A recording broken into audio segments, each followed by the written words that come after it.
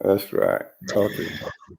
Good afternoon, everybody. Thank you for joining us at the African Reform Movement channel. My name is Uche, and this is our distinguished guest, as always, Dr. Nii Amudako.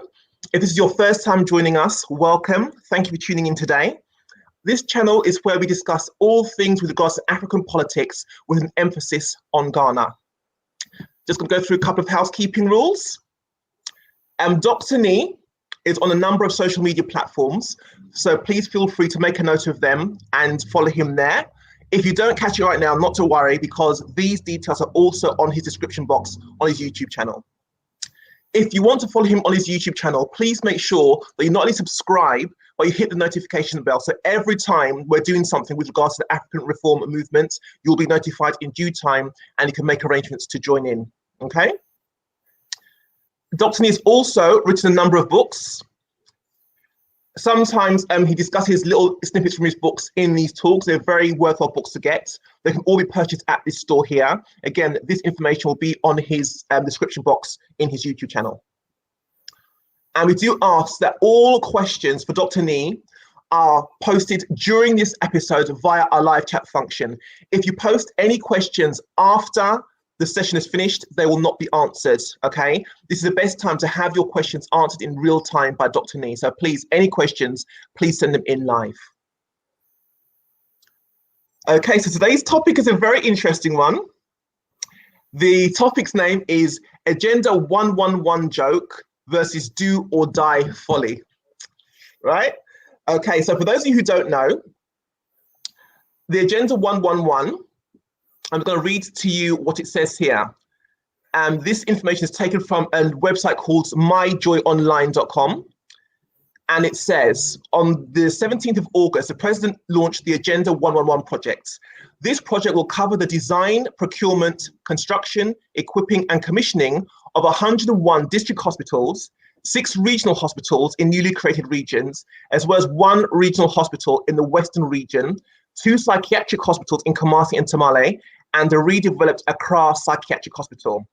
The project is to ensure that Ghanaians nationwide have access to quality healthcare services, and with the National Health Insurance Scheme, boost provision of healthcare infrastructure and financial accessibility to healthcare. Now, this all sounds very good, yeah? Sounds like a great thing for the country. But Dr. Nii, take us through what your thoughts are on this. Hello, Uche. Thank you for coming back. We have missed in the last 2 weeks. You have been sending messages to me. Where is Uche? Anyway.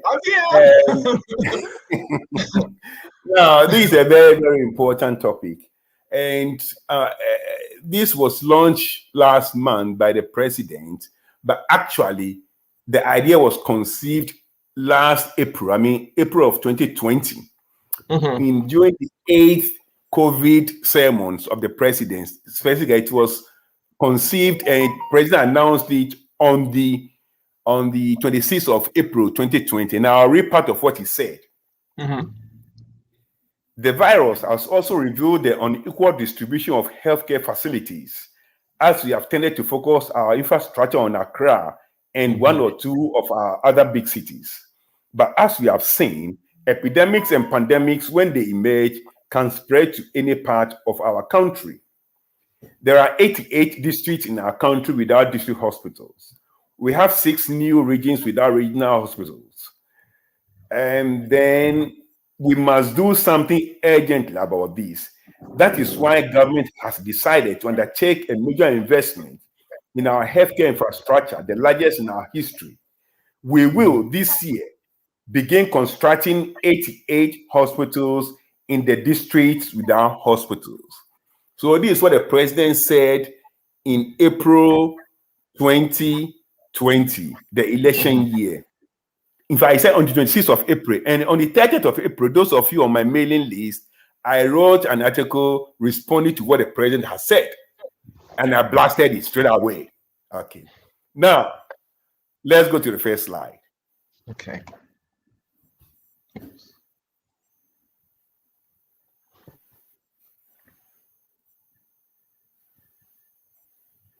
Can you see it?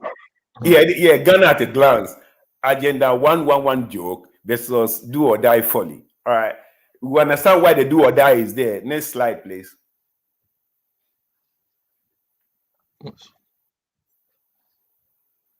Okay, that's what I just read. 26 April 2020. There are 88 districts without. Okay, next slide.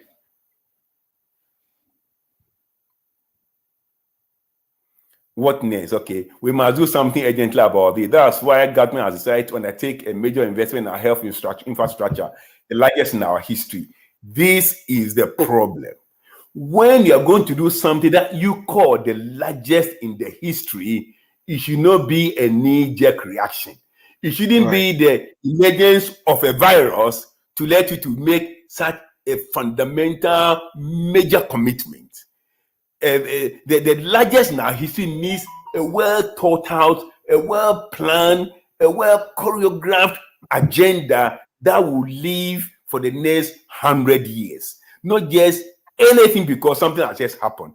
Because the fact of the matter is that district hospitals are not the essential healthcare facilities for treating COVID. Okay? Sick COVID patients need ventilated beds. And we don't have ventilated beds in district hospitals. So district hospitals are not the solution to COVID. So that's the first thing. Okay? Creating a solution for a problem that doesn't exist, or not creating solution for a problem that exists. Sick COVID patients need ventilated beds. They don't need district secondary beds. So bringing this one, and that's what I'm saying, creating a whole new health infrastructure because of COVID is actually primitive. But that's not what COVID is. COVID is treated. And like always, the whole thing has to be hyperbolic. The largest in our history. The largest in our history. But it is not the largest in our history. Until 2-3 years ago, these new districts were not there. These new regions were not there. It's the president who created them, their own artificial regions and artificial districts. And they were part of districts that had district hospitals. And they were part of regions that had regional hospitals. Now, you are not telling me that you are going to create a region of 3% of the population, like Oti region, and create a regional hospital for 2 regions when Greater Accra, with 20% of the population, has only 1 regional hospital. How can 3% have 1 regional hospital and 20% has regional hospital? Ashanti region is 20% of the population. It has 1 regional hospital. Now you've created 3 regions out of Brong-Ahafo. Brong-Ahafo is 10% of the population. So all of a sudden, 10% will have 3 regional hospitals and 20% will have 1 regional hospital. No thinking. Thoughtlessness. You see, because what they do not understand is that hospitals don't treat regions. Hospital treats human beings. So if you are going to build any infrastructure, it should be population based. That's what happens everywhere in the civilized world. Can I just interject here, Dr. Nii? Sorry, can I just interject? But they're building such a large number, 101 hospitals. Would that not eventually ensure that all of these regions, like the regions that have a greater population than others, would get the correct ratio of the hospitals that they need? Or you don't think so? No, you see, like I read to you, he said that there are 88 districts without district hospitals. Right. And there are new 6 regions without regional hospitals. Yeah. So that's where they are going to build these things. And these new 6 regions, they are tribal enclaves or tribal warlords. They are just super districts. Only a few weeks ago, they were part of regions. Okay. And like I said, for instance, Central region is about 10% of the population. The same as Brong-Ahafo region, 10% of the population. Now, because no new region has been created from Central will keep its 1 region. But because 2 new regions have been created from Brong-Ahafo, you're going to have 2 more regional hospitals. So only a week ago, it has 1 regional hospital because there's only 1 region in Brong-Ahafo. Now it's 3 regions, so you're going to have 3 regional hospitals. Where is the sense in this? So Northern region, 10% of the population. All right.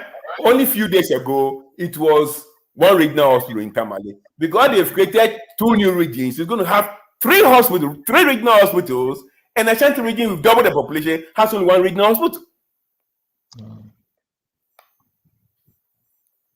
But hospitals don't treat regions, they treat human beings. Yeah. And that's the first fallacy. That's the first fallacy. Next When slide. we were offline, Dr. Nii, you made a comment about the fact that, which is actually a good comment, that they needed to have assessed what each region needs, first of all, to determine what kind of hospital they need. I'll come to that. Okay. I'll come to that, yeah. So when he made that, when he read whatever in April last year, I wrote an article about it. Those on my mailing list, I'm sure you go back to your mailing, check on the 30th of April last year, you will see my article on this particular thing. And I went into why it's a farce. Okay. Now, in September, I'm going to give you my response to the detailed program or detailed agenda that Uche read to you. But that will come at the end of the series. Next slide. Okay. Okay. Last year was election year. And to all intents and purposes, it was an election between Nana Akufo-Addo and John Mahama. Nana Akufo-Addo of MPP and John Mahama of NDC. Now, for those of you who don't know, John Mahama is the most experienced politician in the history of Ghana.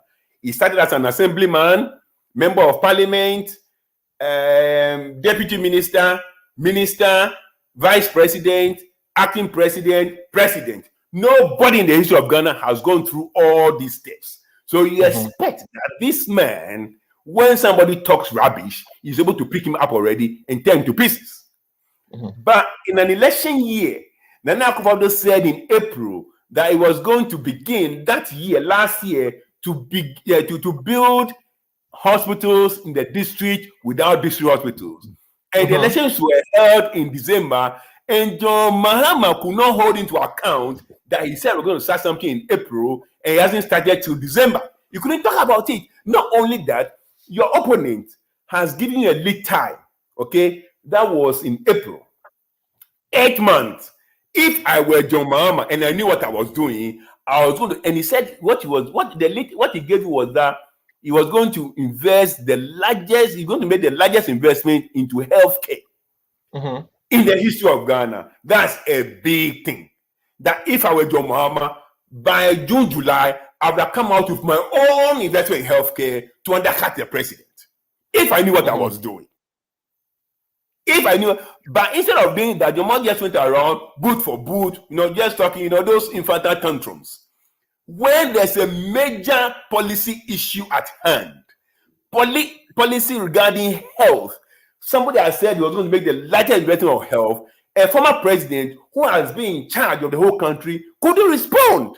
He did not respond in April 2020, and his response in September 2021 is do or die. We'll go further into it. Next slide, please. Okay. And this is the tragedy of Ghana. This is our fundamental tragedy. That for 3 consecutive elections, the 2 top guns were Nana, this was John, or all die, they die, this was do or die. What a mess. I've never seen any country that has survived. I've never seen a country that has gone through this kind of mess, that you have the caliber of Nana and caliber of John competing in 3 consecutive elections. I've not seen one. Actually, I've not seen one country in the world that has gone through that tragedy. And that's what Ghana has gone. And that's why I just have this feeling within me that something will have to happen in Ghana. And I'm not kidding. This is a complete joke. Now we come and stand there and tell us that the way to solve our health crisis or health infrastructure is for COVID to come, for him to know that there was malnutrition of health facilities. Nana has been in Ghana from frontline politics since 1997, when he was made General Secretary for Movement for Freedom and Justice. 1977 up to 2020, he didn't know that everything was in Accra. He didn't know. He had to take COVID for him to come. This man has been campaigning to be president forever. Yeah, he didn't even know the distribution of health facilities in the country. It took COVID to inform him that these are the problems with our health facilities. And then his solution he gave, hopeless. And this is another man who from 1990 has been in politics. He went to parliament first 1996 as parliamentarian after being what do you call that thing? An assemblyman. He has no clue. He has no clue about the health needs of the country, to the point that even when his opponent said that he was going to make the largest investment into health, he couldn't come out with a counter plan. Not in 2020, when it was election year, that you have to shine and glow and let everyone know that I'm very different from this man. And not even now. He has no clue. He has absolutely no clue. And that is why a country that's being alternating between John Mahama and Akufo-Addo is doomed. If it were to take COVID for a president to know that there are no regional hospital, or there are no infectious disease hospital, or there are no, if you have to take COVID for somebody to know that, then there's a problem. Then there's a problem. And the solution is that he's going to build 88 hospitals, as if the district hospitals are going to be used to treat COVID. COVID are not treated in district hospitals. They are treated in tertiary hospitals where we have ventilator beds. How many ventilators do we have in Ghana?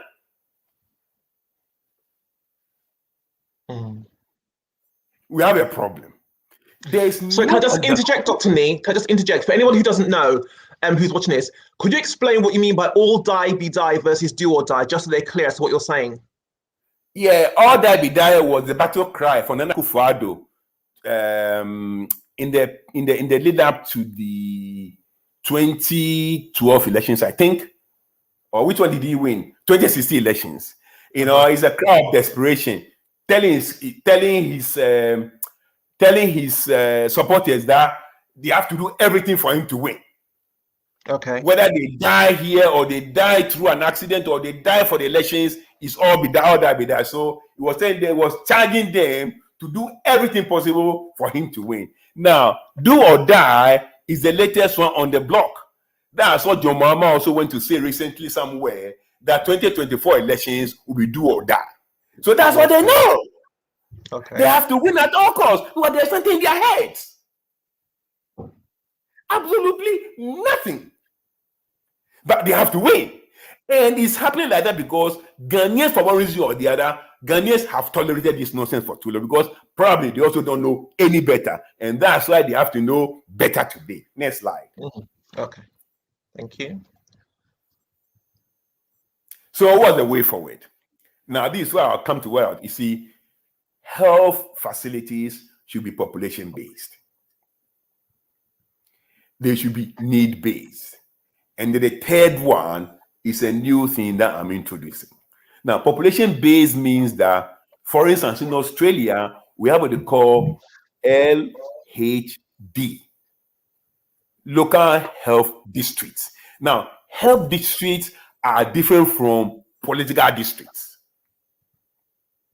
So, for instance, in the state of New South Wales, they can decide that every 100,000 forms a health district.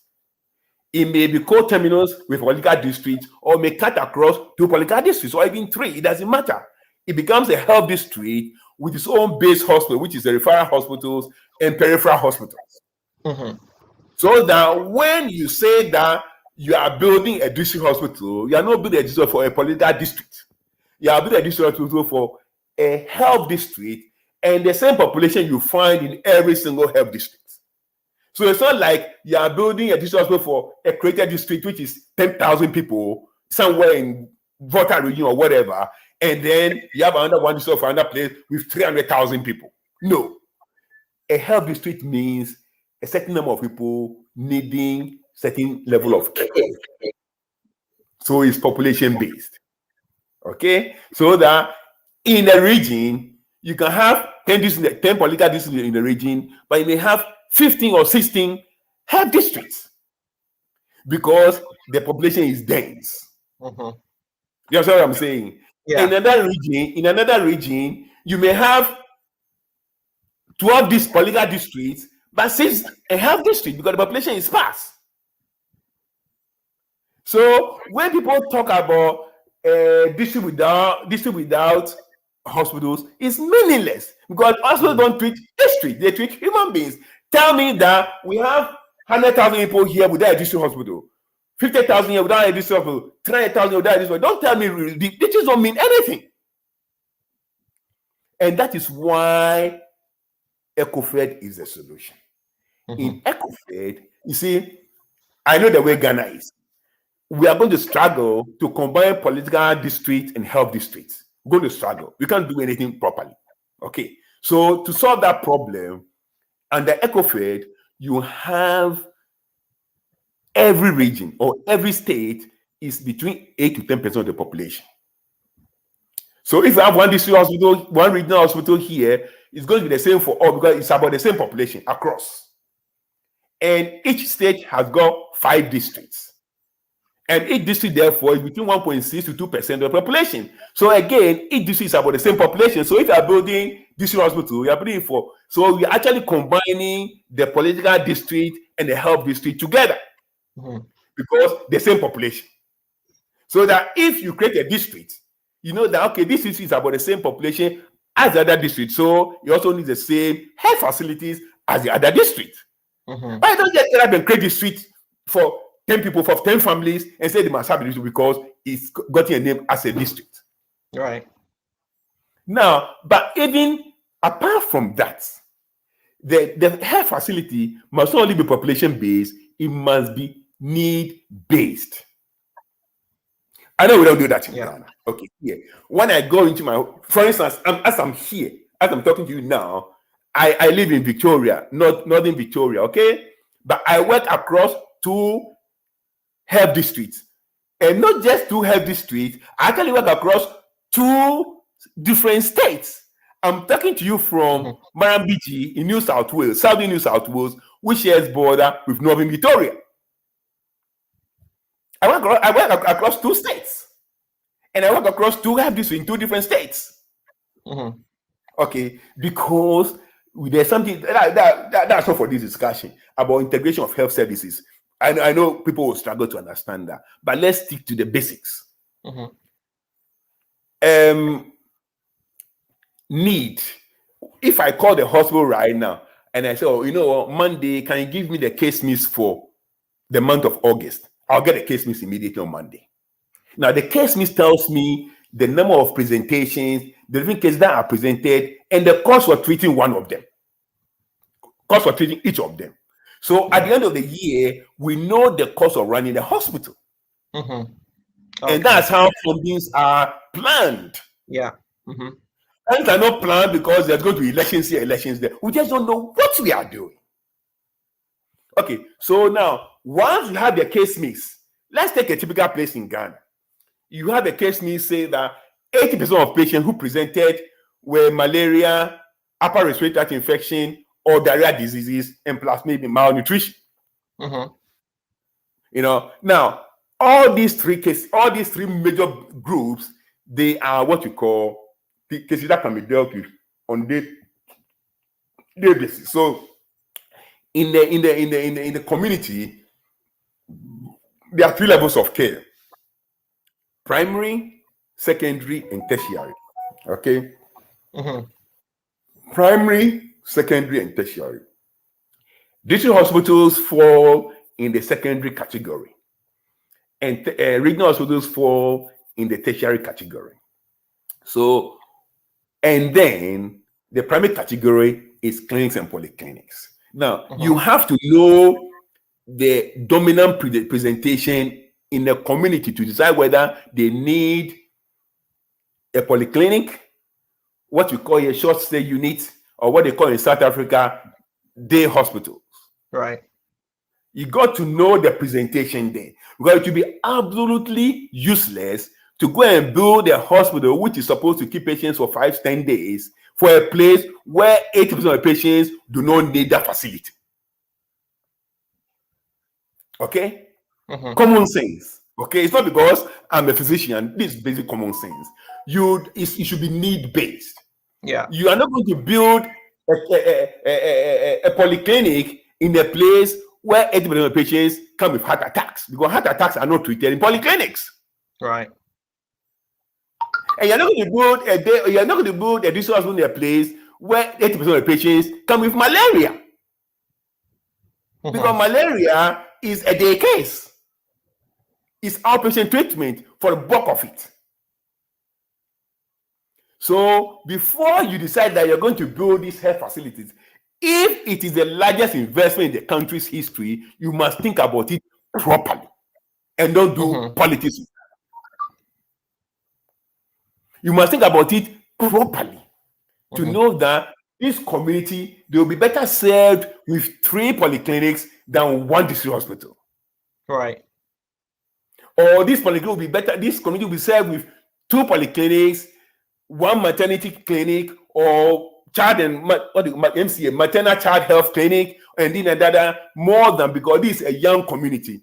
Almost everybody here is under 30 years. So they are more likely to be pregnant and pregnant-related things. These are things you think about. You go to the place and get a case mix. So that when you are planning what they need, it focuses on their presentation. You just don't build because you have to be a district hospital. Because it comes with funding and it comes with staffing. That's right. And the higher you go, the more expensive the cost for 1 single bed. Okay. Over here, the bed, over here in Australia, the bed for a public hospital in the district hospital is about $400 a day. When it goes to a regional or a base regional hospital, it's about $700. When it goes to a tertiary hospital, it's about $1,000. When it goes to ICU, it's about $1,500. So the higher you go, the more expensive the bed. And that's why they make sure that people come to where they need to be, because everything is cost. We don't think about that. We don't think about anything. It's elections, let's go. So we build hospitals here, and most of them, they are built and nothing happens. They can't even be staffed. Can I just interject there with regards to cost? On the article I read earlier, it mentioned a national health insurance scheme. How will that help with regards to cost? It doesn't help any. It doesn't help. Don't worry about that. That's politics. Okay, don't worry about that. They don't even know what they are doing. I'll tell you what brought the national health insurance scheme. Okay, I'll tell you briefly what brought the national health insurance scheme, and that was 1994 February. That was when I was doing my house job. We started first with house job, and we started with a strike. Okay, then I was the leader of the strike action. I was the leader of the strike action, and that's what forced them to bring this national. They don't even know anything about health insurance. Okay, don't worry about that. They don't know how health insurance works at all. Ghana doesn't know how any form of insurance works at all. So forget about that one, and let's talk about the next level. The next one is that it's population based. It should be needs based, which the program that you just read have not attended to. Right. These 2 considerations are not part of the reason for building the hospitals.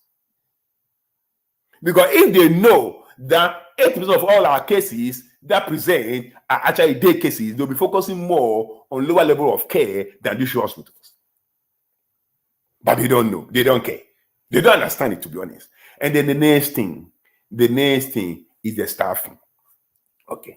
The next thing, what I've been there, PCTM, is a new staffing level that my government will bring to Ghana. It's called primary care and tropical medicine. We're going to have people train primary care and tropical medicine. As I'm talking to you, I've written the curriculum. I'm just going to give you 3 references of my draft to go through and see whether they will add bits and bits. But I've got it done already. Because you cannot just do this thing and leave it for, and these, you see, in Australia, we have what they call nurse practitioner. If in Australia with more than 40,000 or whatever, 70,000 doctors, they still cannot fill every level of care with doctors. It's impossible. So there are levels of care which are handled by nurse practitioners. Even here, nurse practitioners are reading ECGs and they are starting treatment of heart attacks. because that's the dominant presentation, so they know it. In the same way, everybody who works in health must know the dominant presentation in Ghana, which is malaria. So we have our own curriculum, primary care and tropical medicine, that will be taught for people who want to, but this will be done at the state level. Health is going to be a work of state government, not national government. And state government, and that's where ECOFED comes in. And state governments are going to determine, they may add one or two because of prevalence of diseases, because Ghana is not homogeneous. They will add, take whatever prevalence of disease in their regions to tweak the curriculum. But there will be general curriculum for people between the level of a nurse and a doctor, which we call the PCTM people. That will cover all clinics and polyclinics. When I was a child in Accra, in the center of Accra, in Osu, we used to go to La Polyclinic or Adraka Polyclinic. 90% of I never even went to Kolebu, the teaching hospital. Almost all of us ended up in Adraka Polyclinic or La Polyclinic. And who were those looking after us? They were health superintendents, similar to what I'm talking about, except that this will be a little bit higher. It happened before. But that level of care has vanished because we are pretending we can provide doctors at every care. It is not true. It's not possible. Not even Australia, 2 trillion economy. What our 50 billion economy?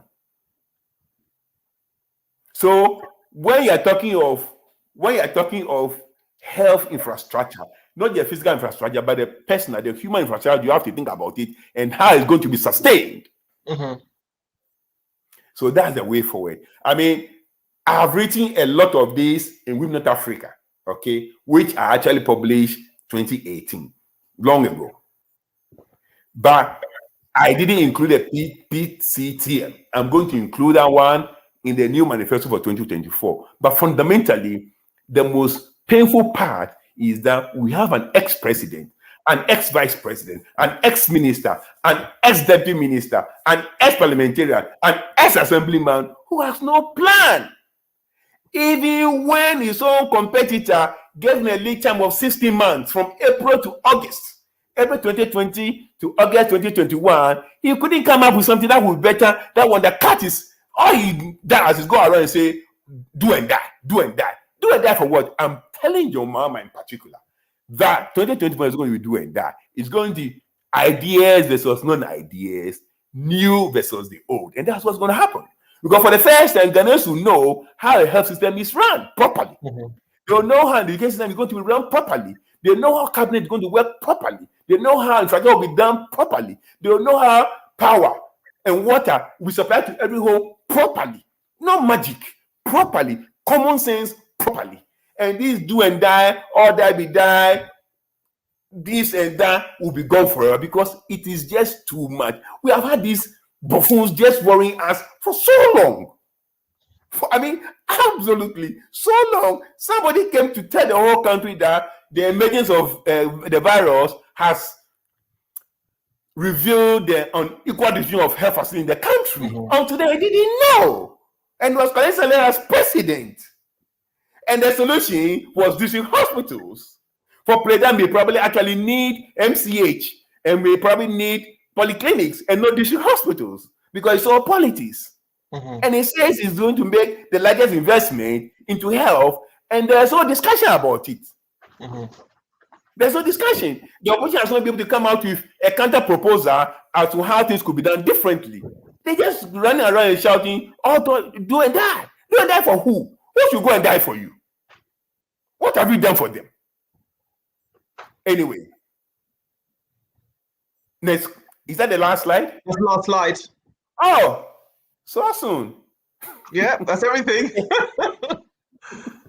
All right. So for the viewers, the fundamental issue is that when you're thinking of health infrastructure, one thing, it should be population-based. 2, it should be need-based. And 3, the human infrastructure is key. It should be immediate. It should be available. It should be sustainable. And that's why health has to be a state problem, not a national problem.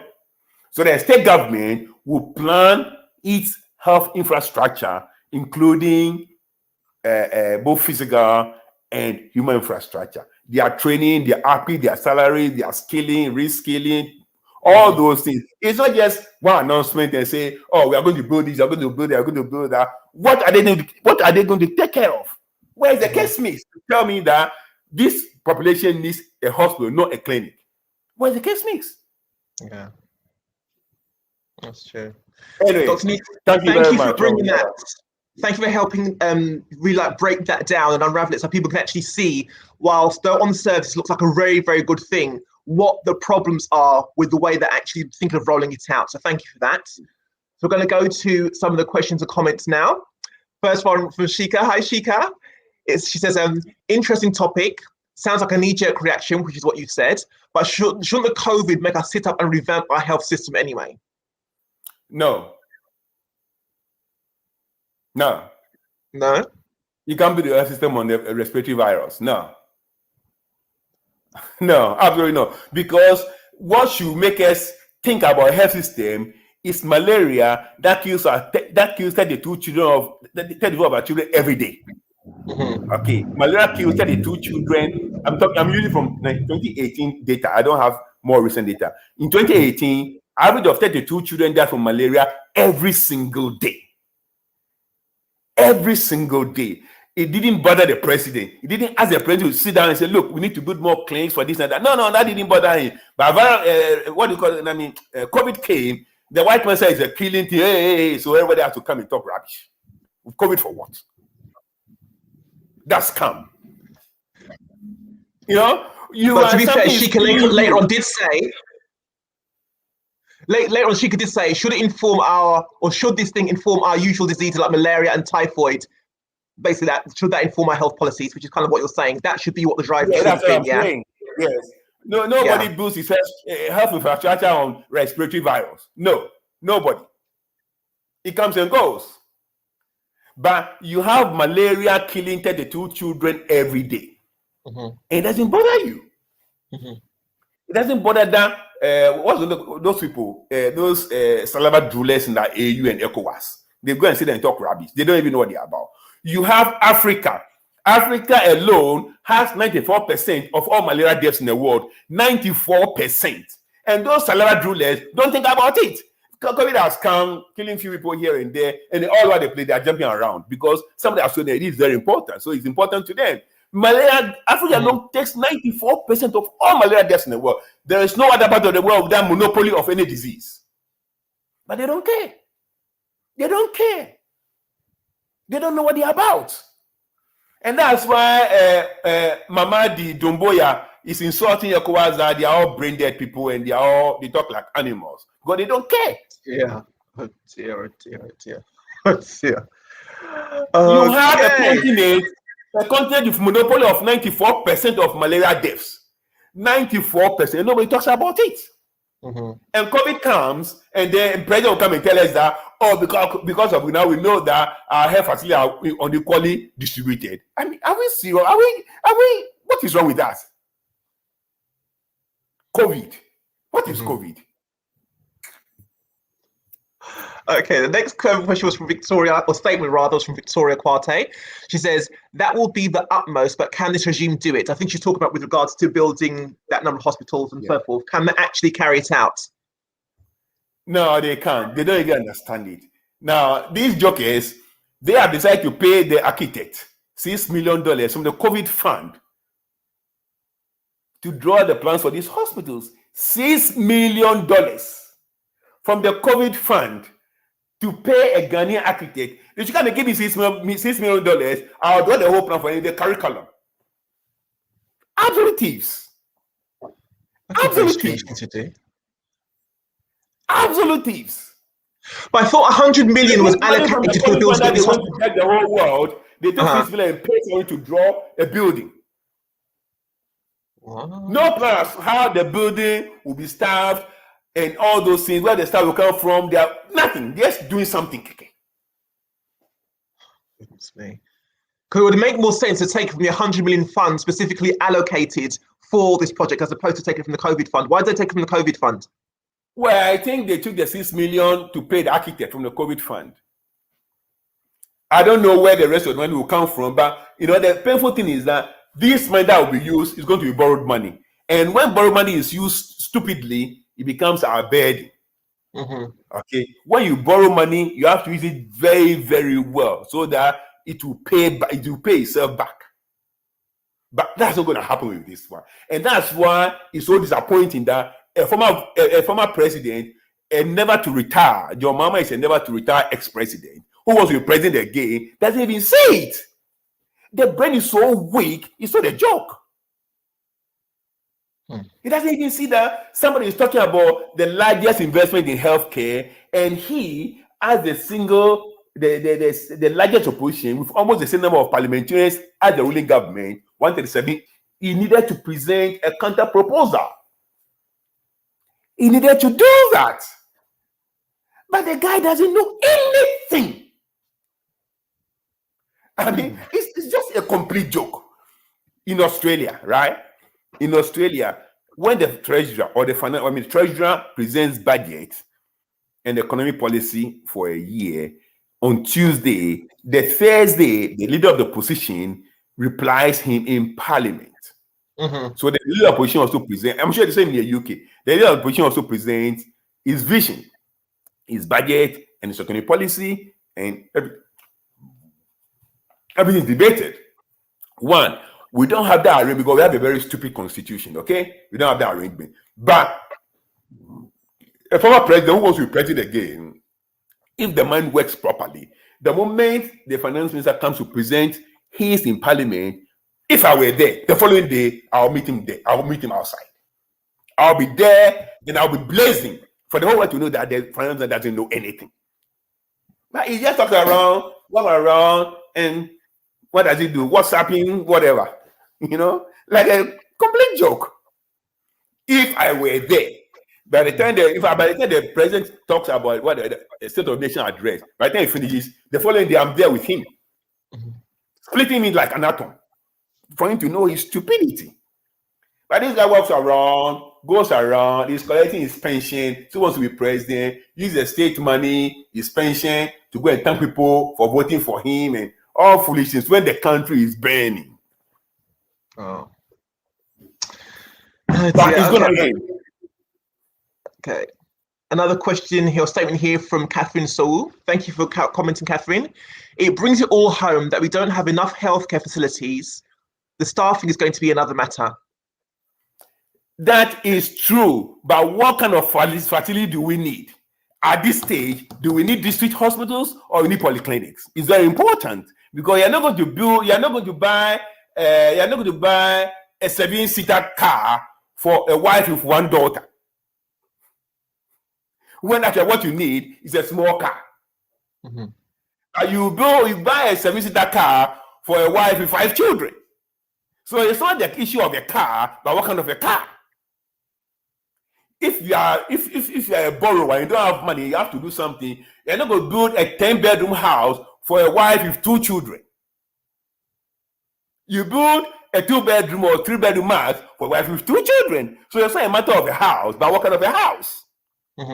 That's what prudence means. That's what makes you think that somebody is thinking. Because the resources are scarce, and that's what they call opportunity cost. I learned this from 4 secondary school economics. When you use the money for one thing, you've lost the opportunity to use for something else. And that's how country like Ghana, that we bear for everything, we must be prudent and show that we think before you spend money. Okay. And the final statement from Ebenezer. He says, a map of Ghana showing ECOFED mandated infrastructure, health included, will be helpful. I'll show it to you next Saturday. Next Saturday, okay. Yeah.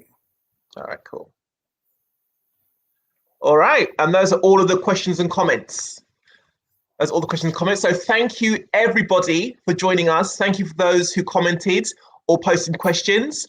As always, we're here every Saturday, 11 a.m. Ghana time, 12 p.m. England time, and then you can adjust it to wherever your region is.